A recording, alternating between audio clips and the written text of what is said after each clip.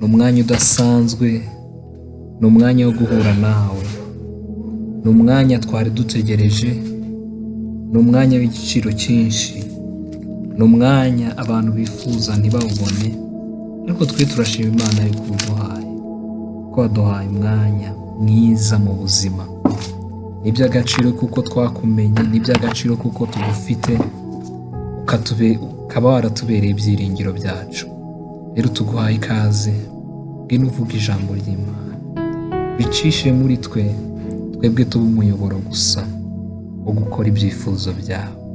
Icyubahiro ni icyawe uyu munsi n'iteka ryose, amen. Nk'uko mubizi turi kuganira ijambo rivuga ngo kwizera kuvanaho cyangwa se gukuraho imisozi. Muri English biravuga ngo ni faith that moves mountain. Biri muri Matayo 17:20. Nanjye sindi bujye kure iyo ntego yacu cyangwa se iyo theme yacu, niyo ndi bukomeze kubabwiraho. Reka dusome muri Matayo ibice 17:20. Aravuga ngo, arabasubiza ati, ni ukwizera kwanyu guke. Nababwira ukuri yuko mwaba mufite kwizera kungana n'akabuto ka sinapi, mwabwira uyu musozi muti va hano ujye hirya wahava, kandi nta kizabananira. Amen. Reka nsubiremo. Aravuga ngo ni ukwizera kwanyu guke. Arabasubiza ati, ni ukwizera kwanyu guke. Ndababwira ukuri yuko mwaba mufite kwizera kungana n'akabuto ka sinapi, mwabwira uyu musozi muti va hano ujye hirya wahava, kandi izabananira. Amen. Iri jambo rero turi kuganira nk'uko nabivuze, kwizera gukuraho cyangwa se kukavanaho imisozi, niyo ntego yacu y'uku kwezi. Ndetse nagerageje no kubivugaho ku wa gatatu, narikomojeho, ndagerageje kubibutsa ibyo twavuze yuko kwizera ari ikintu, ari ukumenya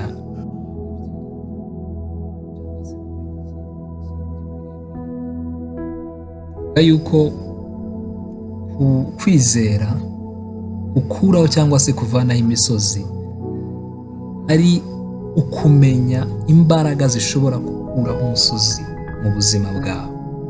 Nimba hari umusozi, nimba hari ibibazo biri mu buzima bwawe, faith that moves mountain biravuga ngo ni guhishurirwa, ni ukumenya ugira, ukamenya imbaraga zishobora gukuraho situation mbi iri mu buzima bwawe. Ndibwira yuko aya magambo muyibuka kuko twanasomye mu Befesi igice cya mbere ku murongo wa 19 na 20, aho havugaga ngo mumenye ubwinshi bw'imbaraga zayo butagira akagero, izo yakoreye muri Yesu Kristo ubwo yamuzuraga.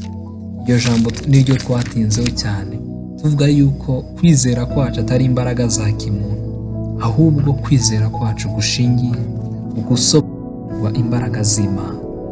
Rero iyo wasobanukiwe imbaraga z'Imana nibwo ufite kwizera kuzuye, kuko ntago ubuzima bwacu bushingira cyane ku mbaraga zacu ngo tuzishingikirizeho, ahubwo bishingira ku kwishingikiriza imbaraga z'Imana.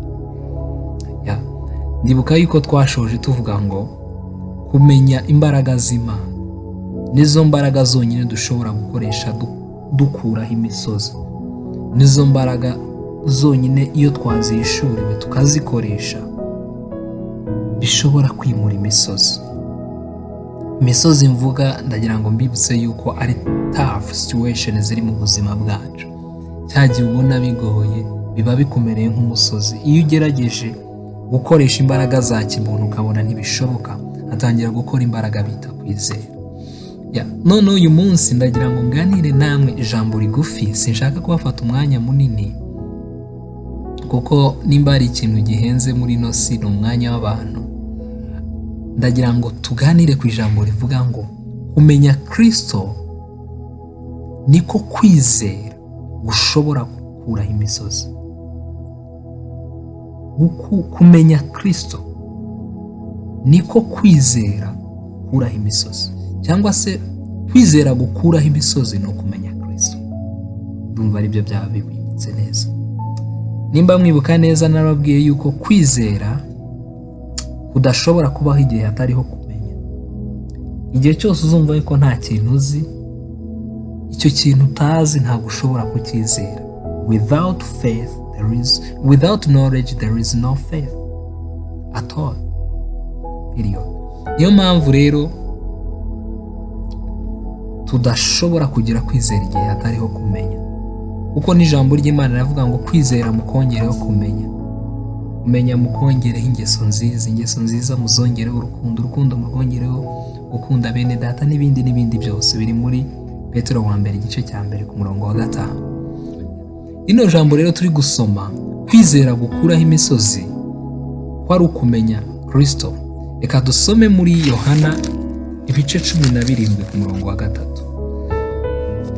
Yohana ibice 17 ku murongo wa 3. Let me check. Haravuga ngo ubu nibwo bugingo buhoraho ko bakumenya ko ari wowe Mana y'ukuri yonyine, bakamenya n'uwo watumye ari we Yesu Kristo. Dasubiramo, ubu nibwo bugingo buhoraho ko bakumenya ko ari wowe Mana y'ukuri yonyine, bakamenya n'uwo watumye ari we Yesu Kristo. Ubu nibwo bugingo buhoraho nuko bakumenya, bakamenya ko ari wowe, bakamenya ko ari we Mana y'ukuri yonyine, bakamenya n'uwo watumye ari we Yesu Kristo. Reka nanone dusome muri Yohana ibice 14 ku murongo wa 13 n'uwa 14. Haravuga ngo kandi icyo muzasaba cyose mu izina ryanjye nzagikorera kugira ngo data yubahirizwe mu mwana we. Nimugira icyo musaba cyose mu izina ryanjye nzagikora. Amen. Dusomye amagambo meza atubwiye yuko ubugingo buhora hari ukumenya Yesu Kristo. Kandi Kristo aravuga ngo bamenye isi yose. Icyifuzo cya Yesu Kristo nuko abantu bamenya yuko Imana y'ukuri ari Imana dusenga. Kandi icyifuzo cyiwe yifuzaga yuko abantu bamenya uwo Imana yatumye. Iri ni ryo jambo ryanjemo cyane ryatumye nifuza abantu ko wamenya Kristo uwo ari we, ugasobanukirwa icyamuzanye, tukamenya yuko ari we shingiro ryo kwizera kwacu. Izina rya Yesu Kristo ni ryo zina ryonyine mu Baheburayo niko havuga ngo twahawe munsi y'ijuru abantu bashobora gukirizwamo. Nimba gukizwa kubonerwa muri Yesu Kristo, nawe akivugira ngo icyo muzasaba cyose mu izina ryanjye nzagikora, nuko muri we harimo imbaraga zibasha gushyigikira kwizera kwacu. Ikintu cyose twizeye kiri muri Yesu Kristo tuba turi asire yuko icyo kintu gishobora, nako dukuremo gishobora, icyo kintu kigomba kuba. Impamvu ni iyihe? Nuko Kristo ari ubwenge bw'Imana, akaba imbaraga z'Imana, akaba ishusho y'Imana.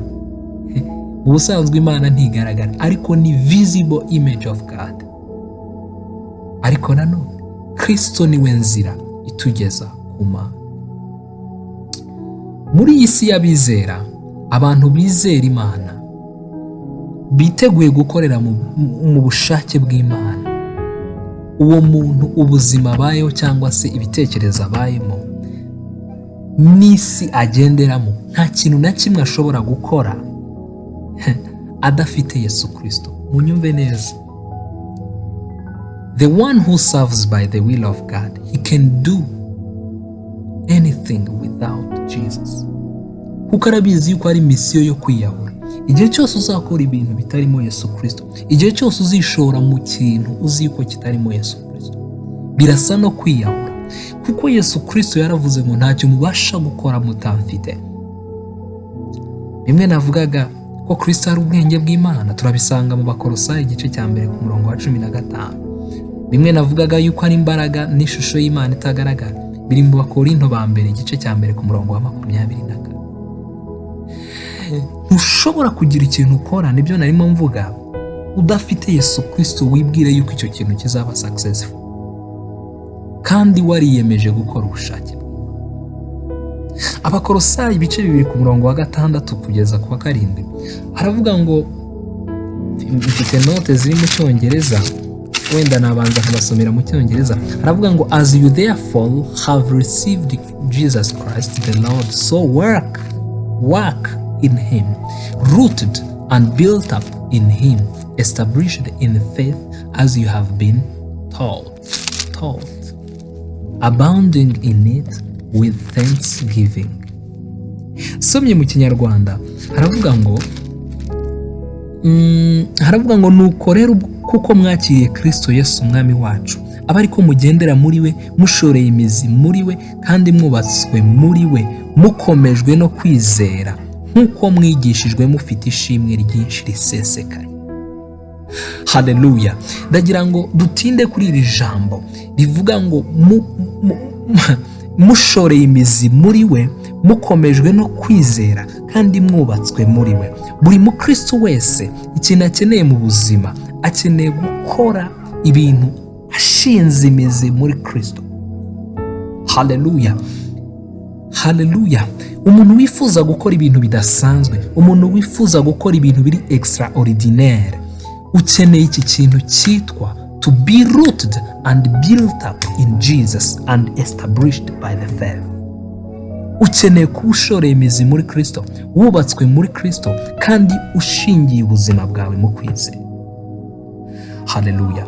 Igihe cyose rero uzaba ushaka gusunika umusozi wawe, ukura hano ujyana ahandi, ikintu kimwe ukeneye mu buzima nk'umwizera, nk'umuntu wizera Imana, nuko ukeneye imbaraga zishobora gutuma ukontorora natire. Kandi tuzi yuko ubwo bushobozi buva ku Mana, kuko Imana niyo yabiremye. Ntabwo wowe ufite imbaraga zishobora gutegeka ikibazo gisanzwe cyakozwe mu buryo buri naturere, cyashizweho n'abantu cyangwa n'Imana. Ntabwo ufite imbaraga zasunika umusozi mu buryo buri physical. Izo mbaraga zigira Imana. Haleluya. Rero umuntu wese wamenye Yesu Kristo wifuza gusunika ikibazo cye, umuntu wifuza gusunika umusozi we, inzira yonyine yakugeza ku gushyikira izo mbaraga za Yesu Kristo ni muri Kristo. Haleluya. Na Yesu Kristo ubwe wenyine yarabivuze muri Yohana ibice 15 ku murongo wa 5. Wenda dushake dutinde kuri si, haravuga ngo ntacyo mushobora gukora muta. Ijambo ryose riravuga ngo ninjye muzabibu kuri, namwe muri amashami. Uguma muri nge, nimuguma muri nge, uguma muri nge nanjye nkaguma muri we, niwe wera imbuto nyinshi, kuko ntacyo mushobora gukora muta. Nta kintu na kimwe twashobora tudafite Yesu Kristo. Uko kwizera twaba dufite kwaba ari igihu, muzi igirigirihuri. Igirigirihuri urayifungura ukaburamo ikintu, kubera yuko ntago riba ryarabaye filterized. Abantu biga science bashobora kunyumva cyane. Rero natwe kwizera kwacu ni igihuri igihe cyose tutakuboneye muri Yesu Kristo. Igihe cyose tutaramenya Yesu Kristo ko ari we shingiro ryo kwizera kwacu, igihe cyose tutaramumenya, ibindi byose dushobora kuvuga n'ubusa mu maso y'Imana. Kuko kwizera no kwa Yesu. Mu byahishuwe nibutse ijambo riravuga ngo aho niho kwihangana kwabera kuri, ngo bafite ngo bafite kwizera kwa Yesu. Kwizera si ukundi muntu, kwizera no kwa Yesu. Kwizera ntago ari uko ari iki cyizere dufite, no. Kwizera kuba muri Kristo, dushoreye imizi muri we, twubatswe muri, turi established by the faith. Ndashaka gusoza mubwira ngo kwizera mu by'ukuri ntago kwizera ari imbaraga. Kwizera ahubwo ni ukumenya uburyo ukoresha izo mbaraga.